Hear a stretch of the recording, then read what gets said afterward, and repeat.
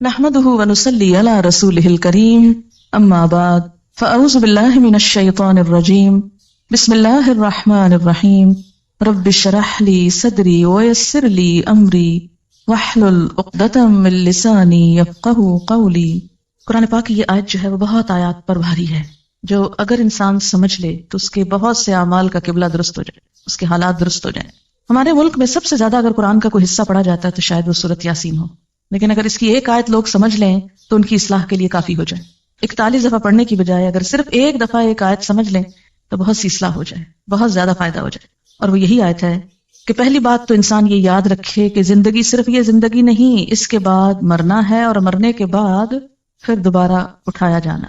انا نحن نحیی الموتى، موتا کس کی جمع ہے؟ میت کی۔ ساری میتوں کو پھر اٹھائیں گے، سب مرنے والوں کو زندہ کریں گے، اور سب مرنے والے اپنے پیچھے جو آثار چھوڑ کے جا رہے ہیں اور زندگی میں جو کر کے جا رہے ہیں وہ سب بھی ہم لکھ رہے ہیں، اور ایسی کتاب میں لکھ رہے ہیں جو بالکل صاف ستھری واضح، جس کا ہر لفظ اور ہر لائن پڑھی جاتی ہے۔ یہاں پر جو اعمال نامہ ہے اس کی تھوڑی سی وضاحت ملتی ہے۔ اعمال نامہ مشتمل ہے دو چیزوں پر، نمبر 1 ما قدموا پر، اور نمبر 2 آثارہم پر۔ قدموا کیا ہے؟ جو ہم نے اب کیا، فرشتوں نے اس کو لکھ لیا۔ ہر روز انسان کا نامہ اعمال اللہ کے حضور اٹھتا ہے، چڑھتا ہے۔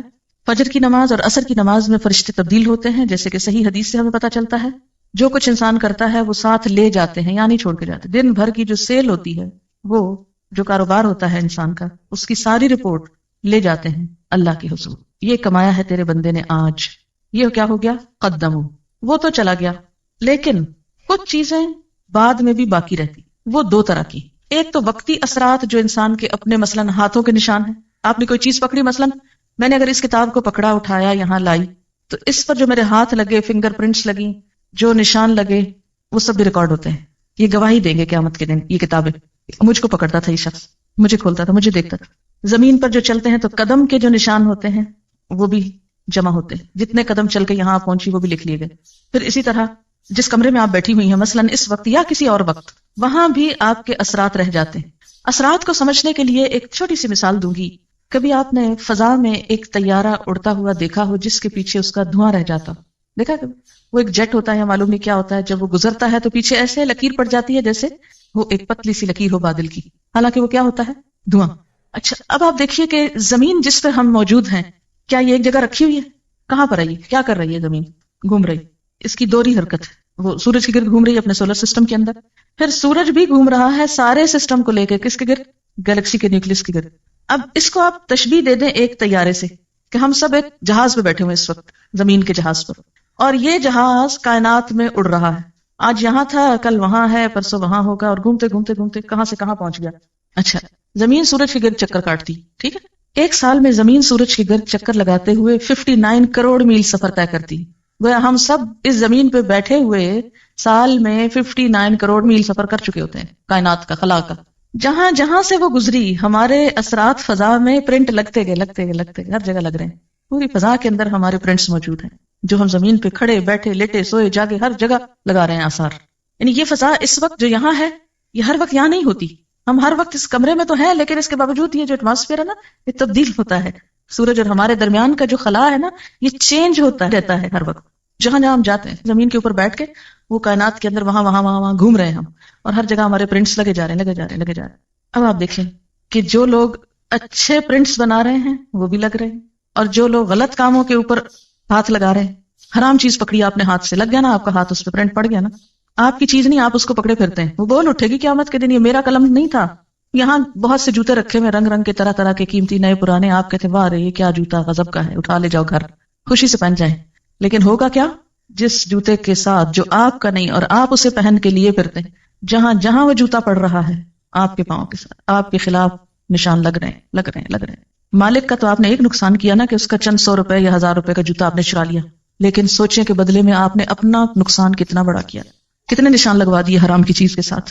کوئی بھی چیز جو آپ کی نہیں کسی کی ہے، آپ نے لے رکھی ہے، قبضہ جما رکھا ہے، غصب کر رکھا ہے، آپ کے ہاتھوں کے نشان جو اس پر ہیں اور اس چیز کے نشان جو آپ پہ پڑے، قیامت کے دن یہ بول اٹھیں گی چیزیں۔ آپ صلی اللہ علیہ وسلم فرماتے ہیں کہ کوئی قیامت کے دن سال میں نہ آئے کہ اس کے کندھے کے اوپر ایک بکری لدی اور ممیاں رہی ہو اور گھوڑا ہو ننا رہا ہو، اور یہ کہ یا رسول اللہ میری مدد کیجیے، تو میں مدد نہیں کروں گا، میں آج بتا کے جا رہا ہوں کہ کسی کا ناحق مال مت چرانا۔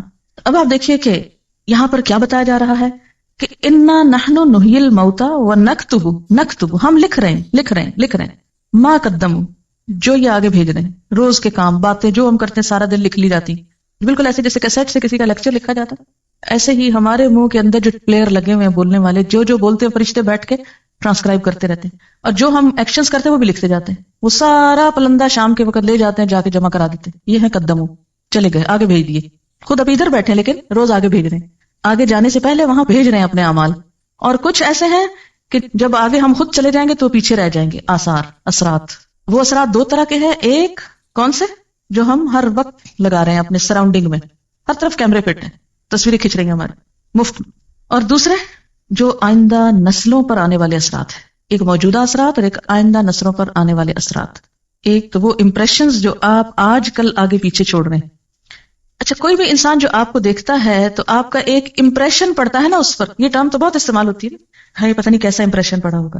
یہ امپریشن جو ہے یہ آثار ہیں، جو آپ کا امپریشن پڑ رہا ہے آگے پیچھے دائیں بائیں، یہ آپ کے اثرات ہیں. آپ کی شخصیت، آپ کا مزاج، آپ کی گفتگو، آپ کا بیہیویئر، آپ کا لین دین معاملہ، جو کچھ ہے اس کے جو اثرات دوسروں پہ پڑ رہے ہیں وہ بھی لکھے جا رہے ہیں. بعض اوقات ایسا ہوتا ہے نا، بظاہر ہم بہت شریف نیک انسان نظر آتے ہیں لیکن اندر سے ایسی جڑیں کاٹتے ہیں لوگوں کی بیٹھ کے، ایسے ایسے حسد بغض سینوں میں پالے ہوئے ہیں کہ جس کی وجہ سے دوسروں کو ہم پیچھے کاٹ پھینکتے ہیں.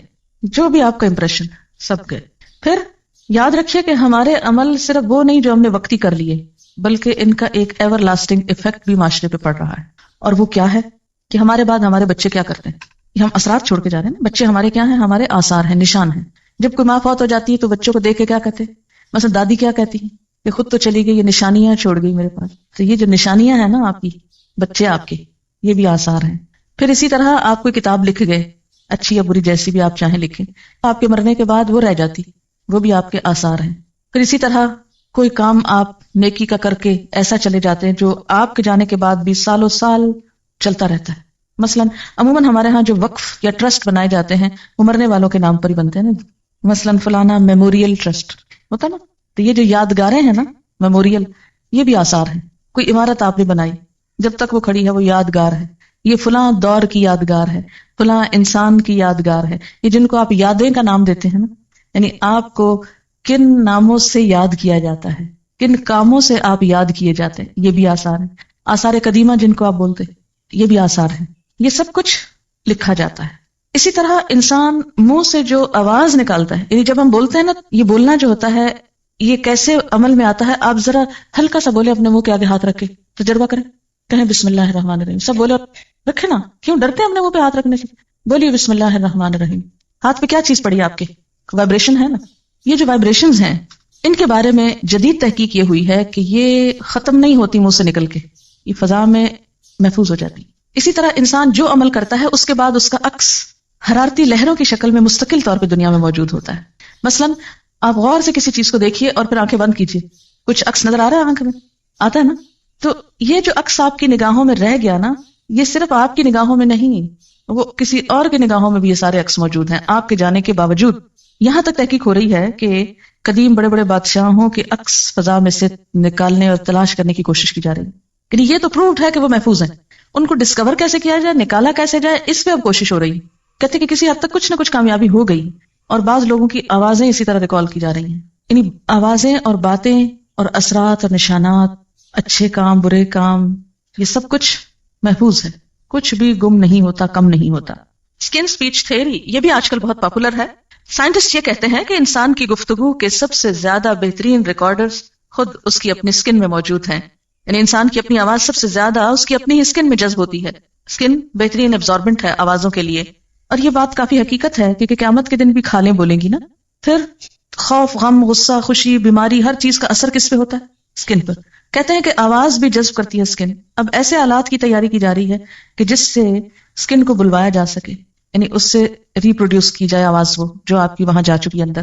جیسے کسی کیسٹ پلیئر کے اندر ایک بٹن سے کیا ہوتا ہے، ریکارڈنگ ہوتی ہے. دو ساتھ ساتھ ہی ہوتے ہیں نا سرخ سفید، دونوں دبائیں تو ریکارڈنگ ہو گئی، ایک چلائیں تو کیا ہوا، ریورس کر کے پلے ہو گئی. تو اب وہ کہتے ہیں کہ ریکارڈنگ تو ہوئی بھی ہے یہاں ساری اندر. وہ آلہ ڈھونڈ رہے ہیں یا وہ چیز ایجاد کر رہے ہیں. کہتے ہیں کہ ایسا آلہ تو ایجاد ہو گیا کہ جو مجرم کے ساتھ لگا دیا جائے تو جب وہ جھوٹ بولتا ہے تو فوراً پتہ چل جاتا ہے، یعنی اس کی حرکت مختلف ہوتی ہے، سچ بولنے میں مختلف ہوتی ہے، تو جھوٹ سے جسم کے اندر جو ایک خوف پیدا ہوتا ہے، اس خوف کا ECG کی طرح پرنٹ لے آتا ہے اس کا. اب یہ اثرات تولے جائیں گے. آپ کی زندگی میں آپ کا امپریشن کیسے پڑا دوسرے لوگوں پر، وہ آپ کی وجہ سے دین کے کتنے قریب آئے اور دین سے کتنے بھاگ گئے، آپ کو دیکھ کر کتنے لوگوں کو خدا یاد آیا اور کتنوں کو شیطان یاد آیا، آپ کو دیکھ کر کتنے لوگ دین کی طرف آئے اور کتنے لوگ بہت دور چلے گئے. آپ کے ہاتھوں نے جو کچھ بنایا، جو کام کیے، جو آرٹ، جو سکل، جو فن، جو ہنر، جس چیز میں آپ نے استعمال کیا، اس سے اللہ تعالیٰ کتنے راضی ہوئے اور کتنے اس کی ناراضگی کے کام ہوئے. آپ کی تحریر، آپ کی گفتگو سے کیا اثرات مرتب ہوئے، آئندہ نسلوں پر کیا اثر پڑا، سب آثار. وَكُلَّ شَيْءٍ، ہر چیز، ہر اب کون سی ہو گئی، ما قدموا بھی اور آثار بھی، احصیناہ، ہم نے اس کو گن رکھا، گھیر رکھا، شمار کر رکھا، فی امام مبین، ایک کھلی کتاب میں. مبین کا ایک معنی روشن بھی ہوتا ہے نا کہ نہیں؟ آج کل کا پیپر کاغذ ہی نہیں رہا، روشن اسکرین بھی ہو گئی ہے نا، لائٹ والی کمپیوٹر کی. امام مبین، مبین روشن. تو دنیا میں انسان نے خود ہی روشن شیٹ بنا لی ہے. اللہ کے ہاں تو معلوم نہیں اور کیا لیٹسٹ چیزیں ہوگی، کیونکہ جب وہ روشن ہوتی ہے نا وہ اسکرین تو اس پر کچھ اور نظر آتا ہے، جب وہ ڈارک ہو جاتی ہے، روشنی ختم ہو جاتی ہے، تو لکھا ہوا بھی نظر نہیں آتا، سب کچھ چھپ جاتا ہے. اللہ کے ہاں انسان کے عمل آپ یوں سمجھیے کہ ایسے ہی سامنے ڈسپلے ہو جائیں گے جیسے کمپیوٹر کا سوئچ آن کرتے ہیں آپ اور زوم کر کے وہ سامنے روشن اسکرین آ جاتی ہے، اور پھر اس پر آپ جو چاہیں رنگا رنگ تصویریں لائیں اپنی، سب آتی جائیں گی. آپ کو بس کرو، بند کرو، اس کا سوئچ آف کرو، سوئچ نہیں آف ہوگا تو سب ایکشن ریپلے ہو جائے گا. کل شیء احصیناہ، ہر چیز کو ہم لکھ رہے ہیں، ہر چیز چھوٹی ہو کے بڑی، گن گن کے نمبر رکھے ہوئے ایک روشن اسکرین پر سب لے آئیں گے سامنے. خود کیا کر کے آئے، پیچھے کیا چھوڑ کے آئے، کیا امپریشنز بٹھائے. بعض اوقات انسان خود تو بڑا نیک ہوتا ہے لیکن ایسے کام کرتا ہے کہ دوسروں کو دین سے نفرت دلاتا ہے، لوگ اس کی شکل سے خوف کھاتے ہیں اور اس کی وجہ سے دین سے دور بھاگ جاتے ہیں. سوچنا چاہیے کہ ہمارے آثار ایسے تو نہیں. صرف اتنا ہی فکر کافی نہیں کہ ہم خود نیک کام کر رہے ہیں، یہ فکر بھی ضروری ہے کہ ہمارا امپریشن کیا بیٹھ رہا ہے. صرف یہی نہیں کہ ہم اپنی زندگی میں اپنی صلاحیتوں اور مال کے ساتھ کیا کر رہے ہیں، یہ بھی سوچیں کہ مرنے کے بعد اپنے مال کو کہاں انویسٹ کر کے جا رہے ہیں، کس کے لیے چھوڑ کے جا رہے ہیں، کس کام کے لیے لگا کے جا رہے ہیں. صرف یہ نہیں کہ مرنے کے ساتھ ہمارا یہ دماغ ختم ہو جائے، بلکہ مرنے کے بعد ہم کو یہ ٹیلنٹ کیا فائدہ دے سکتا ہے، کہاں لگا کے جائیں کہ بعد میں پروفٹ آتا رہے. اور ایسا نہ ہو کہ ایسے غلط کام کر کے چھوڑ جائیں کہ اصل کو بھی ڈبو دے. وہ یعنی مثلاً آپ کی اپنی نمازیں پوری ہیں، روزے پورے ہیں، لیکن کچھ ایسے کام کر دیے ہیں کہ وہ سب کو دھو ڈالیں نماز و روزوں کو، جیسے اوور فلو کر جاتی ہے نا چیز، سیلاب جب آتا ہے سب چیزوں تباہ کر جاتا ہے نا. ایسا نہ ہو کہ کچھ غلطیاں اس طرح کی اوور فلو کر جائیں، نماز روزے کی سب دیواریں بیچ میں ڈھہ جائیں. تو جہاں اچھے کام کرنا ضروری ہے وہاں ایسے کاموں سے بچنا بھی ضروری ہے کہ جو انسان کی نیکیوں کو برباد کرنے والے، مثلا ریاکاری ہے، فریب کاری ہے، منافقت ہے اور بہت سی چیزیں. اتنی دفعہ ہم نے اس اینگل سے سورۃ یاسین پڑھی، مبینوں تک پڑھتے ہیں، چھاپ چھاپ کے گلیوں بازاروں میں بیچتے ہیں، کچھ سمجھتے نہیں کہ کہہ کیا رہی ہے. اب دیکھیں کہ بسا اوقات کیا ہوتا ہے کہ ویسے ہم کو اپنے آپ کی کچھ خبر نہیں ہوتی، ہم ہر وقت دوسروں کے ایپ دیکھتے رہتے ہیں نا، فلاں ایسے لگ رہا ہے، فلاں ایسا کرتا ہے، ویسا کرتا ہے، اس کو یہ نہیں کرنا چاہیے، اس کو ایسا نہیں ہونا چاہیے. لیکن کبھی اپنی ہی مووی دیکھنی پڑ جائے، اپنی ہی تصویر دیکھنی پڑ جائے تو کس قدر بری لگتی ہے. ہم ایسی حرکت نہ کرتے، ہم ایسا ایکشن نہ کرتے. مووی میں تو صرف ظاہر نظر آتا ہے نا، اور وہاں تو ظاہر کے ساتھ اندر کی تصویریں بھی نکال کے باہر رکھ دی جائیں گی. وَحُصِّلَ مَا فِي الصُّدُورِ، وہ سب حاصل کر لیا جائے گا جو سینوں کے اندر محفوظ ہے. انسان کے خیالات کو مجسم شکل میں، جیسے اب بھی ہم اپنے آئیڈیاز ٹرانسکرائب کرتے ہیں، رائٹ کرتے ہیں، ایسے ہی انسان کی تھنکنگ، آئیڈیاز، نیتیں، سوچیں، ویژن سب لکھ کر سامنے آ جائے گا، پرسونیفیکیشن ہو جائے گی. ایک ہوتی ہے نا مارکنگ اور ایک ہوتی ہے نیگیٹو مارکنگ. تو نیگیٹو مارکنگ جو ہوتی ہے وہ بہت خطرناک ہوتی ہے. تو یوں محسوس ہوتا ہے کہ جیسے آخرت میں اس قسم کی مارکنگ ہونے والی ہے. ایک انداز تعلیم ہوتا ہے کہ جس میں اسٹوڈنٹ لکھتے ہیں، خوب لکھتے جاتے ہیں، جو غص و سمین اوٹ پٹانگ باتیں لکھ لکھ کے پیپر بھرتے ہیں کہ جتنے کاغذ زیادہ ہوں گے اتنے نمبر زیادہ. اللہ کے یہاں ایسی مارکنگ نہیں. اور ایک انداز تعلیم کیا ہے کہ جس میں اگر آپ نے فالتو بات لکھی اس کی بھی مارکنگ ہوتی ہے، یعنی نیگیٹو مارکنگ اس کو بولتے ہیں نا. تو قیامت کے دن جو طریقہ کار ہوگا مارکنگ کا وہ نیگیٹو مارکنگ کا ہے. صرف یہ نہیں دیکھا جائے گا آپ کیا کر کے آئے نیکیاں، یہ بھی دیکھا جائے گا کہ ساتھ آپ نے فالتو کام کتنے اور کر دیے کہ جو اصل کو ڈبونے والے ہو گئے. تو اس لیے انسان کو بہت کیئرفل اور کانشیس ہو کے زندگی بسر کرنے کی ضرورت ہے. ہمارے عمل میں بڑی کنٹینویشن ہے. ہم سمجھتے ہیں کام کر کے ختم ہو گیا، لیکن وہ ختم نہیں ہوتا، وہ تو ایک سلسلہ چل پڑتا ہے. جو بھیج دیا وہ بھی بھیج کے فارغ نہیں ہوئے، وہ بھی جمع ہونا شروع ہو گیا. یعنی ہر کام کے دو رخ ہیں، ایک تو فزیکل رخ اس کا جو اوپر چلا گیا، اور دوسرا اس کا روحانی رخ جو پیچھے اس کے اثرات رہ گئے. جس طرح روح اور جسم کا تعلق ہوتا ہے نا، ایسے عمل اور آثار کا تعلق ہے. یہ بالکل یوں ہے جیسے آپ چلتے ہیں تو چلنے میں قدم آپ اٹھا کے لے جاتے ہیں، لیکن پیچھے جو پرنٹ لگ جاتے ہیں انہیں پرنٹس کو آثار کہتے ہیں. بالکل ایسے جیسے آپ کسی دریا میں ایک پتھر پھینکتے ہیں تو پہلے تو سپلیش ہوتا ہے، پھر وہ سپلیش ختم ہو جاتا ہے، لیکن اس کا جو ریپل یا وہ جو لہریں ہیں وہ دور تک سارے اس کو ہلا دیتی ہیں، دور تک ان کے نشان جاتے ہیں.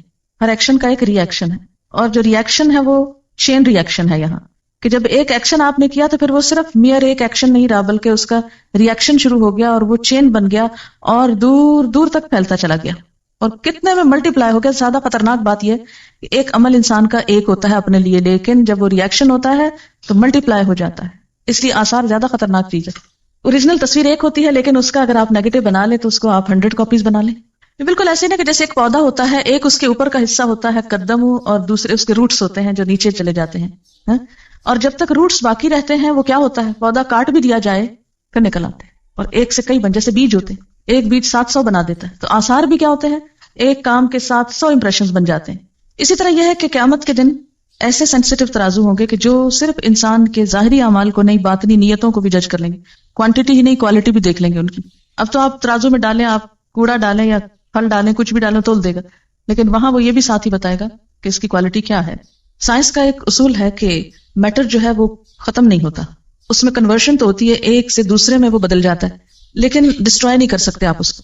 مثلاً آپ بولتے ہیں، آپ کی سوچ آواز میں ڈھل گئی، آواز جو ہے لہروں میں ڈھل گئی، لہریں جو ہے وہ پرنٹس بن گئے فضا کے اوپر، لیکن فارم بدلی، اصل نہیں گئی. لہٰذا پروڈیوس کرنے سے پہلے سوچ لیجئے کہ کیا لا رہے. ایسا طرح چین ری ایکشن بعض اوقات ہو رہا ہوتا ہے تو کوئی ڈیٹرنٹ ایسے ہوتے ہیں کہ جو اس ری ایکشن کو کنٹرول بھی کر لیتے ہیں. تو معاشرے کے اندر جو پہلے کے آثار آ رہے ہیں اچھے ہیں، اور اس اچھائی میں آپ شریک ہو جاتے ہیں تو مزید وسعت کا سبب بن جاتے ہیں، ورنہ یہ کہ اس کو آپ ختم کر دیتے ہیں. یہاں سورۃ یاسین میں کیوں کہا کہ لتنذر قوما ما انذر آباؤہم فہم غافلون، کہ وہ آباء و اجداد کی غفلت نے چین توڑ دیا تھا بیچ میں، اب تم کیا کرو، اس کو پھر سے اصل سے جوڑ کے آگے لے چلو. بعض اوقات انسان ساری زندگی اچھے کام کرتا ہے لیکن مرتے وقت ایسی وصیت کر جاتا ہے کہ جس کے اثرات آئندہ نسلوں پہ بڑے خراب ہوتے ہیں. اسی لیے اس کی سزا بہت زیادہ ہے کہ انسان، ایک روایت میں آتا ہے کہ جنت سے ایک بالشت بس قریب ہوتا ہے مرتے وقت نا، لیکن جاتے جاتے غلط وصیت کر کے لوگوں کی زندگی جہنم کر جاتا ہے، اور وہ جنت میں جاتے جاتے جہنم میں جا پڑتا ہے غلط وصیت کی وجہ سے. کیوں؟ اس لیے کہ بہن بھائی آپس میں کٹ جاتے ہیں، قطع رحمی ہوتے. لا يدخل الجنت قاطع الرحم، رشتوں کو کاٹنے والا، تو یہ سبب بن گیا رشتے کاٹنے والا. اسی طرح دوسرے اعمال، کبھی آپ نے دیکھا ہوگا کہ وضو کی حالت میں جب تک آپ ہوتے ہیں تو آپ کی فیلنگ ٹوٹلی ڈفرنٹ ہوتی ہے نا، اور عام حالات میں اور ہوتی.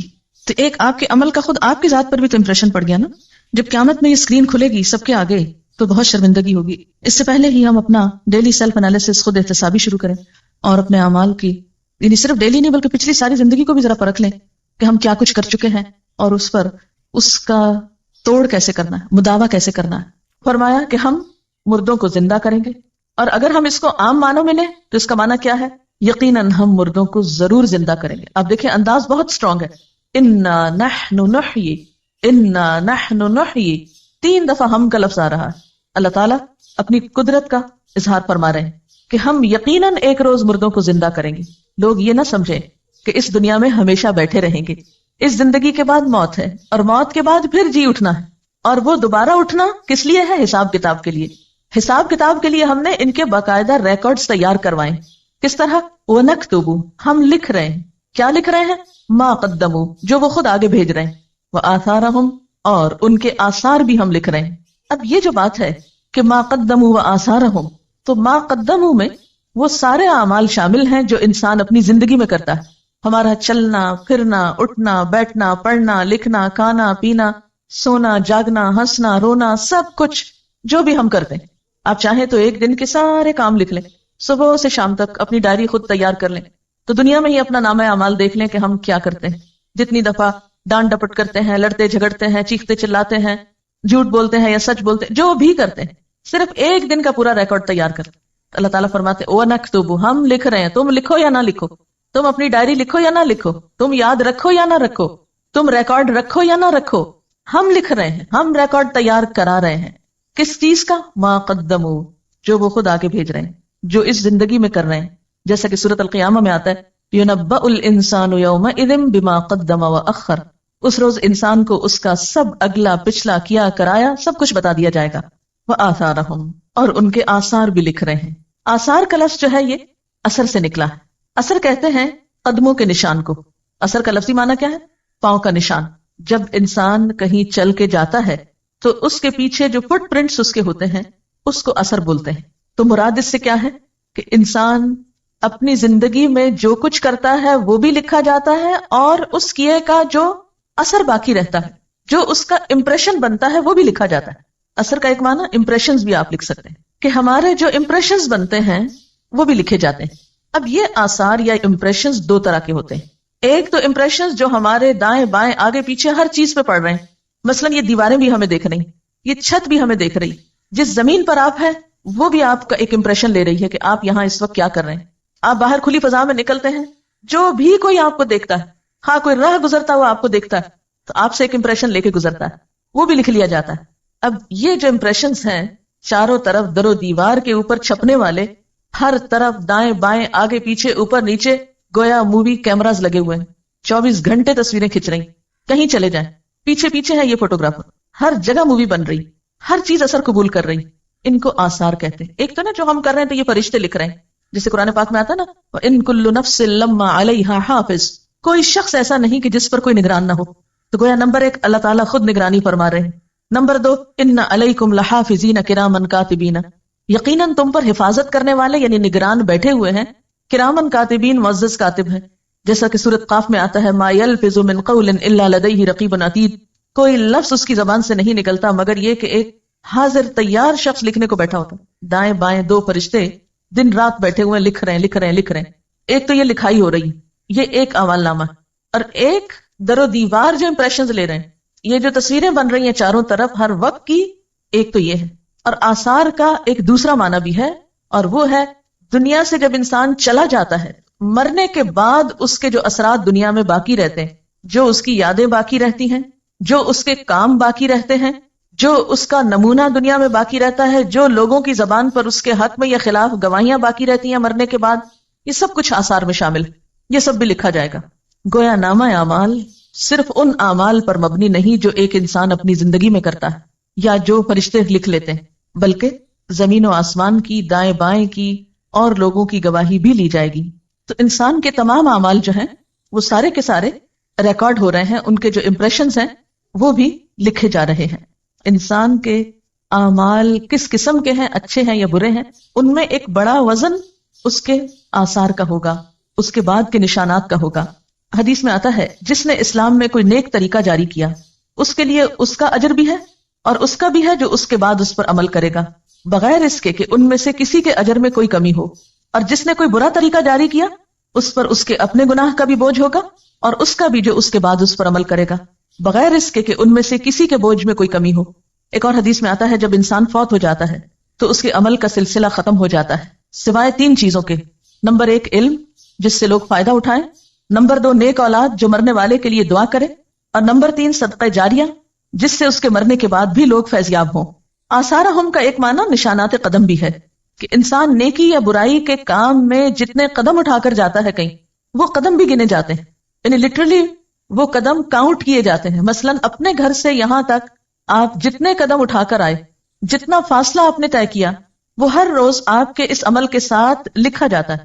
تو گویا جو لوگ بہت دور سے آتے ہیں، لمبے فاصلے طے کر کے آتے ہیں، ان کے اس عمل کے ساتھ جو اس وقت آپ یہاں بیٹھ کے کر رہے ہیں، یعنی لکھنے پڑھنے کا کام، دین سیکھنے کا کام، یہ تو سبھی برابر کا کر رہے ہیں۔ یہ ساتھ کے فلیٹ سے آنے والا بھی اور ناظم آباد سے آنے والا بھی، کام تو سب ایک کر رہے ہیں، لیکن ساتھ کے گھر سے آنے والے کے قدم تھوڑے ہیں اور دور سے آنے والے کا فاصلہ زیادہ ہے، تو یہ بھی اس میں کاؤنٹ کر دیا جاتا ہے آپ کی اس اصل ایکٹیویٹی میں، اور یہ روز کا روز شمار کیا جاتا ہے، کیونکہ اللہ تعالیٰ کسی کا چھوٹا سا اجر بھی ضائع نہیں کرتا، کسی کی چھوٹی سی محنت کو بھی رائے گاہ نہیں جانے دیتا۔ اس کی دلیل کیا ہے؟ کیا یہ میں اپنے پاس سے کوئی فلسفہ گھڑ رہی ہوں یا اس کی کوئی دلیل بھی ہے؟ حدیث پاک میں آتا ہے کہ مسجد نبوی کے قریب کچھ جگہ خالی تھی، تو بنو سلمہ نے ادھر آنے کا ارادہ کیا، وہاں شفٹ ہونے کا ارادہ کیا۔ جب آپ صلی اللہ علیہ وسلم کے علم میں یہ بات آئی تو آپ نے انہیں مسجد کے قریب منتقل ہونے سے روک دیا اور فرمایا دیارکم تکتب آثارکم، اور 2 مرتبہ فرمایا دیارکم تکتب آثارکم، تمہارے گھر یعنی جہاں ہیں وہیں رہیں، دور ہیں معلوم ہے لیکن تمہارے قدم لکھے جاتے ہیں، جتنی دفعہ بھی مسجد میں آتے جاتے، تکتب لکھے جاتے ہیں، آثارکم تمہارے قدموں کے نشان، فرشتے کاؤنٹ کرتے ہیں، 10 قدم 20 قدم 30 قدم 40 قدم چل کے کیا، وہ بھی نامہ اعمال کی نیکیوں میں پلس کر دیے جاتے ہیں۔ اس لیے یہ مت سمجھو کہ مسجد کے قریب آ گئے تو زیادہ فائدہ ہوگا، جو دور سے آتا ہے اس کا بھی فائدہ اور اجر و ثواب کچھ کم نہیں۔ پھر فرمایا وَكُلَّ شَيْءٍ، اور ہر چیز کو، وَكُلَّ شَيْءٍ اور ہر چیز، احصیناہ ہم نے شمار کر رکھا ہے اس کو، گن گن کے رکھا ہے اس کو، کہاں؟ فی امام مبین، ایک کھلی کتاب میں. اس سے مراد لوح محفوظ ہے، اور بعض نے اس سے مراد اعمال نامے لیے ہیں. امام کا لفظ مفرد بھی ہے اور جمع بھی، جیسے کتاب، حجاب، جبال. تو امام کہتے ہیں پیشوا کو، لیڈر کو، جیسے نماز میں امام ہوتا ہے. اسی طرح امام کا لفظ شارع عام کے لیے بھی استعمال ہوتا ہے، کھلی سڑک کے لیے، کیونکہ وہ بھی لیڈ کرتی ہے نا، آگے رستہ بتاتی جاتی ہے، آپ اس پہ چلیں. تو یہاں پر امام مبین سے مراد کتاب مبین ہے، جسے ام الکتاب بھی کہا جاتا ہے یا کتاب مکنون بھی کہا جاتا ہے. وہ کیا چیز ہے؟ انسان کے احاطہ علم سے باہر. انسان کو نہیں پتا کہ وہ لوح محفوظ کیسی ہے، اس کی شکل کیا ہے، لیکن وَكُلَّ شَيْءٍ أَحْصَيْنَاهُ فِي إِمَامٍ مُبِينٍ، وہ کتاب جیسی بھی ہے وہاں پر سب کا ریکارڈ پورے کا پورا سٹور ہو رہا. جیسے آپ دیکھیں کہ کمپیوٹر پہ سامنے کیا ہوتا ہے اسکرین پر، ویسے ڈاٹا بیس سے آپ اس کو سمجھ سکتے ہیں. ڈاٹا بیس کیا ہے؟ ساری معلومات ایک جگہ پر جمع ہے، اور سامنے اسکرین پر ضروری چیز ہے جو آپ کو چاہیے، جو آپ نے کمانڈ دی، جو آپ کو دیکھنی تھی. باقی جو ڈاٹا ہے وہ کہاں پر ہے؟ میموری میں. اب وہ میموری کتنی بڑی ہوتی؟ بعض اوقات ایک چپ میں کیا کچھ آ جاتا ہے، کئی انسائکلوپیڈیاز آ سکتے ہیں. انسان ہر روز نئی سے نئی چیز ایجاد کر رہا ہے. اگر ہم پہلے دور کی کتاب کے معنی میں لیں تو یوں لگتا ہے نا کہ جیسے بہت بڑی کتاب ہوگی، اس میں کتنا کچھ لکھا ہوا ہوگا. لیکن آج کے دور میں آپ دیکھ سکتے ہیں کہ بڑی بڑی کتابیں اور کئی کئی والیومز پر مبنی کتابیں جو ہیں وہ بعض اوقات صرف ایک چھوٹی سی چپ پر محفوظ کر لی جاتی ہیں. تو یہاں امام مبین سے مراد کھلی کتاب ہے جس کی شکل ہمیں نہیں معلوم. کتاب سے اس کو تشبیہ دی گئی کہ ہم کچھ امیجن کر سکیں. اور احصیناہ کا لفظ بہت اہم ہے. احصاء کہتے ہیں شمار کرنے کو، گننے کو، یعنی نیکی بدی جو بھی ہے انسان کی گن گن کے لکھی جا رہی. مثلا ایک لکھنے والا ایک کتاب لکھتا ہے، لیکن جب پرنٹ ہوتی ہے تو کتنی تعداد میں ہو سکتی ہے؟ 1000 کی تعداد میں بھی ہو سکتی ہے، 1,00,000 کی تعداد میں بھی ہو سکتی ہے. بالکل ایک انسان کا ایک عمل 1,00,000 بھی پرنٹ ہو سکتے ہیں اس کے، اور 100 بھی ہو سکتے ہیں، کیونکہ فٹ پرنٹس جو ہیں بیسیکلی آثار پرنٹس کے لیے استعمال ہو رہا ہے. آپ نے ایک اچھا کام کیا، اللہ تعالیٰ کے ہاں 10 گنا 700 گنا تک اس کا اجر لکھا جاتا ہے، 700 گنا تک ملٹیپلائی ہوتا ہے. لیکن یہ بھی ہو سکتا ہے کہ ایک کام کئی لاکھ گنا بھی ملٹیپلائی ہو جائے. ڈپینڈ کرتا ہے کہ اثرات کہاں کہاں تک پہنچے ہیں. آج کے دور میں جو میڈیا کا دور ہے، یہ چیز اور بھی زیادہ خطرناک ہو گئی. پہلے تو ایسے ہوتا تھا کہ جیسے ہم کہیں بیٹھے ہیں تو 10-20 لوگوں نے ہمیں دیکھ لیا، تو 10-20 نے اثر قبول کیا، ان 10-20 سے 10-20 اور نے دیکھ لیا. اب مشکل یہ ہے کہ ایک وقت میں ایک شخص سیٹلائٹ کے ذریعے پورے گلوب پہ دیکھا جا رہا ہے. اس کی سپیچ، اس کا ایکشن سب دیکھ رہے ہیں. جتنوں نے بھی دیکھا، انہوں نے اس سے جو بھی سیکھا وہ سب اس کے کھاتے میں لکھ لیا گیا. پھر انہوں نے اس کی پیروی میں جو کچھ کیا، انہیں دیکھ کر جتنے لوگوں نے کچھ سیکھا وہ نمبر 2 کے حصے میں بھی گیا اور نمبر 1 کو بھی ساتھ ملا. پھر نمبر 3 کو دیکھ کر نمبر 4 نے جو کچھ کیا تو وہ 3، 2 اور 1 سب کو ملا، اینڈ سو آن، جہاں تک گیا. جتنی دفعہ ملٹیپلائی ہوا، جتنی جنریشنز میں گیا، وہ بڑھتا ہی چلا گیا. جیسے ایک بیج سے ایک درخت جب نکلتا ہے کتنے پتے پھوٹتے ہیں، اس پہ گن سکتے ہیں آپ؟ نہیں. پھر اس میں سے ایک پھول لے لیجئے، اس کے بیج پکا کے اس میں سے ایک بیج پھر زمین پہ ڈال لیجئے، کتنے پھر نکل آئیں گے اس سے پھول پھل، پھر کتنے بن جائیں گے. کل شیء احصیناہ، ہر چیز کو ہم نے گن لیا، کاؤنٹ ڈاؤن کر لیا ہم نے ہر چیز کو. مثلا ایک کتاب جب کوئی لکھتا ہے، کیا وہ ایک ہی شخص پڑھتا ہے؟ نہیں. ایک چھپی ہوئی کتاب کو 100 بھی پڑھ سکتے ہیں، 1000 بھی پڑھ سکتے ہیں، کیونکہ کتاب تو سرکولیٹ ہوتی رہتی. پھر اس سے اگر آگے کچھ پڑھا دیا گیا تو ان سب پڑھنے والوں کے پاس پھر کتاب آ گئی. اس کو یوں بھی ایک اور مثال سے سمجھ سکتے ہیں. مثلا آپ نے کتاب الصلاۃ پڑھی. اب ہوا کیا تھا، میں کتاب الصلاۃ ہی کی کہانی بتاتی ہوں کہ میں لاہور گئی کسی کام سے. تو میری عادت ہوتی ہے کہ میں کسی کے بھی گھر جاؤں یا کہیں بھی تو کتابوں پہ ایک نظر عموماً ڈالتی ہوں. کوشش میری ہوتی ہے کہ مجھے صرف نئے ٹائٹلز پتہ چل جائیں اور کیا ہے مارکیٹ میں، اور خصوصی طور پر لائبریریز وغیرہ کو وزٹ میں شامل کرنے کی کوشش کرتی ہوں کہ نئی چیزیں سیکھ سکوں تاکہ دوسروں تک پہنچانے میں آسانی. تو ایسے کسی نے بہت شاید اصرار کر کے بلایا تو میں ان کے ہاں گئی. تو وہ ہمیں بٹھا کر تھوڑی دیر کے لیے، جیسے عموماً ہوتا ہے کہ مہمانوں کو بٹھا دیتے ہیں اور خود چلے جاتے ہیں کہیں کچھ لانے لے جانے. بہرحال تو میں نے اتنی دیر میں ان کی جو کتابیں رکھی ہوئی تھی وہ دیکھنا شروع کر دی. ان میں یہ سیٹ مجھے نظر آیا، ایک دم مجھے کلک کیا. میں نے کہا تو مسئلہ ہی حل ہو گیا. سیدھی سیدھی بات اور دلیل، بات اور دلیل، بات اور دلیل، جھگڑا ہی ختم. چلو سیدھا یہی لگاتے ہیں. کیونکہ اس سے پہلے میں ایک اور کتاب پڑھاتی تھی فقہ السنہ کے نام سے. اب اس میں جو بحثیں چھڑتی تھی تو وہ سب بگنرز کو سمجھ آنی بہت محال ہوتی تھی، اور پھر کسی ایک کنکلوژن پہ پہنچنا لوگوں کے لیے مشکل ہوتا تھا. اب ہوا کیا کہ میں نے ان سے کہا کہ یہ کتابیں مجھے چاہیے. انہوں نے کہا یہی لے جائیں. میں جو ہی پہنچی ان کو پڑھا، پڑھ کے میں نے آرڈر کیا. اب جو ہمارا 3rd بیچ تھا، اب ان کو جب ہم نے شروع کرائی، اب 3rd بیچ کی جتنی اسٹوڈنٹس نے پڑھی، جب وہ نکلی اور انہوں نے آگے اپنے اسٹوڈنٹس کو پڑھانا شروع کیا تو انہوں نے پھر اور منگا لی. اب وہ جو ایک کتاب میں لائی تھی وہ ان سب نے پڑھی، ان میں سے ایک ایک نے پھر آگے اوروں کو پڑھانے میں استعمال کی، پھر ہر سال یہی ہوتا رہا. اب آپ نے مثلاً یہ پڑھی ہے یا عقیدے کی پڑھی یا کوئی دعاؤں کا کارڈ پڑھا یا کچھ آپ نے خود پڑھا، جب آپ کسی کو سکھانے بیٹھیں گے تو آپ کے لیے بھی کنوینئنٹ ہوگا، بجائے اس کے کہ اور کہاں جا کے ڈھونڈیں کیا ٹھیک ہے کیا نہیں. جو ہم نے پڑھا ہے ہمیں معلوم ہے، ہم آگے اسی سے پڑھا دیتے ہیں. اب کیا ہوا، وہ آپ میں سے ایک نے 10 کو پڑھایا تو 10 اور کتابیں آگے پھیل گئی. اب آپ خود سوچیں کہ وہ ایک سلسلہ کہاں تک گیا. میں تو گنتی نہیں کر سکتی، میں تو نہیں گن سکتی کہ اب تک الہدا نے یہ کتابیں کتنی تعداد میں منگوائی یا الہدا سے نکلی اسٹوڈنٹس نے آگے کتنی تعداد میں. میرے پاس کوئی اسٹیٹسٹکس نہیں، لیکن کل شیء احصیناہ، ہر چیز کو ہم نے گن رکھا ہے، ہم نے لکھ رکھا ہے، شمار کر رکھا ہے، کاؤنٹ کر رکھا ہے، اور کاؤنٹ کر کے کھلی کتاب میں ریکارڈ کر دیا ہے کہ اس شخص نے نیکی کی فلاں چیز اتنی تعداد میں پھیلا دی تھی. اب کوئی بھی چیز جب ہم آگے سرکولیٹ کرنے لگتے ہیں، آگے دینے لگتے ہیں، آگے پہنچانے لگتے ہیں، تو ہمیں بہت زیادہ میک شور کر لینا چاہیے کہ اس بات کی حقیقت کیا ہے. ایسا نہ ہو غلط بات پہنچا دیں اور پھر وہ ایسی پھیلے کہ ہمارے اصل اعمال تو بےچارے کہیں نیچے ہی جا دبے اور وہ سارا اوپر چھا جائے. اسی لیے سنی سنائی باتیں آگے نہیں پہنچانی چاہیے. کسی انسان کے جھوٹا ہونے کے لیے اتنا ہی کافی ہے کہ ہر سنی سنائی بات کو آگے پہنچا دے.